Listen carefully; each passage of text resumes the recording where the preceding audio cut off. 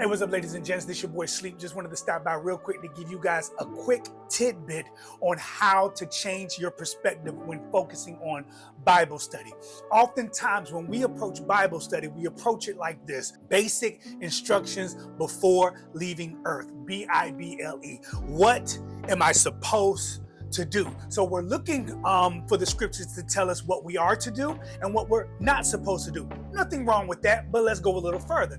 The second way we approach the scriptures is we study it to understand what God's calling is for our lives. Again, basic instructions before leaving earth. What are your instructions on the calling of my life? Or better yet, what is the calling for my life? Let me give you a third perspective when you come to approach the scriptures. Are you ready? Here it goes. Maybe slow down and stop for a moment and engage in Bible study to understand who God is. Let me help you understand this.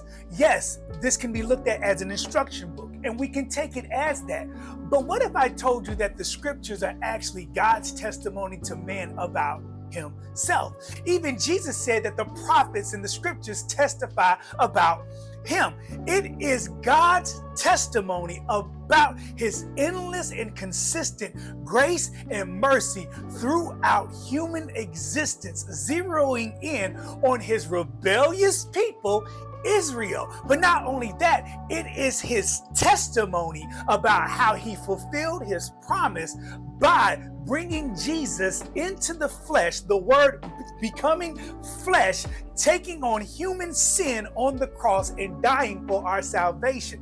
What if I told you to slow down, and before you seek instructions from God, before you seek what his calling is from him, why don't you slow down and get to know who God is through what he has said about himself in his word? And here's the scary part. When we finally slow down and we study the scriptures to understand who God is by what he's said he is, not only that, by what he has done inside this book, we're far more disappointed with God than anything, because we come to find out that the God that we think that we're serving is not the God that he actually is inside the book.